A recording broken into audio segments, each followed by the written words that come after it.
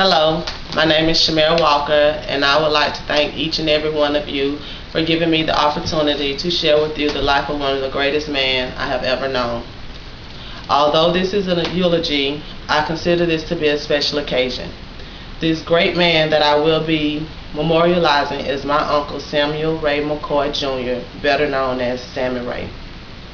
First, let me say, to everything there is a season, a time to every purpose under the heaven. A time to be born, a time to plant, a time to learn, a time to build up, a time to laugh, a time to die, and a time of peace. My uncle Samuel Ray McCoy Jr. was born October 24, 1958 in Palatka, Florida, to Mr. Samuel and Mrs. Mabel McCoy. He was the second of 6 children. The vines of his life were rooted in Palatka, Florida, Putnam County, where he grew up surrounded by family and constant love. He began his fellowship with Christ at Mount Zion Primitive Baptist Church, and at the age of 11, when he moved to Jacksonville, Florida, he joined St. Matthew's Baptist Church. In Jacksonville, he was very active in Sunday school, the Boy Scouts, and the youth camp. He received his early childhood education in Palatka, Florida, as well as Jacksonville, Florida, where he graduated from John Claude Ribault High School in June 1976. He was employed with Jacksonville Sheriff's Office for 15 years as a correction officer after serving as a sergeant in the United States Army for 4 years. He also volunteered many years as a coach for Paxton Community Athletic Program, as a baseball coach, as well as a coach for the Jacksonville Sheriff's Office Correctional Basketball Team. The joys of his life was his family. He was married in June of 1984 and was the father of 4 children, 2 boys and 2 girls.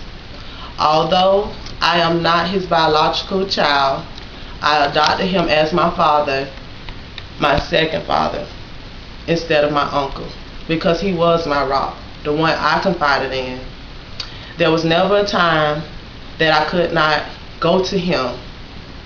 I thank him for always being who he was, the late night conversations, the guidance, for him always respecting my thoughts even when he disagreed. Despite all the negative things that life throws your way, he always found a positive way to look at things, to bring the joy in a time of a storm.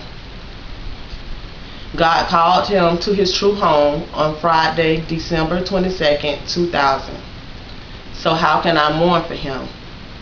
I cannot mourn for him, though I celebrate his memory, because the one thing that he spoke of, which was, we are all blessed beyond measures.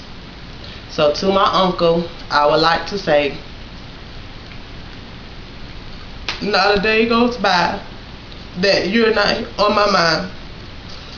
I miss your smile, your cheery laughter, your beautiful sense of humor, your thoughtfulness, and your dedication to all you have encountered. You left with a sweet spirit that can only come from God. So I do not grieve for you, for I know you are free and following the path of God. Although you are not physically here, your love and your memory will live on.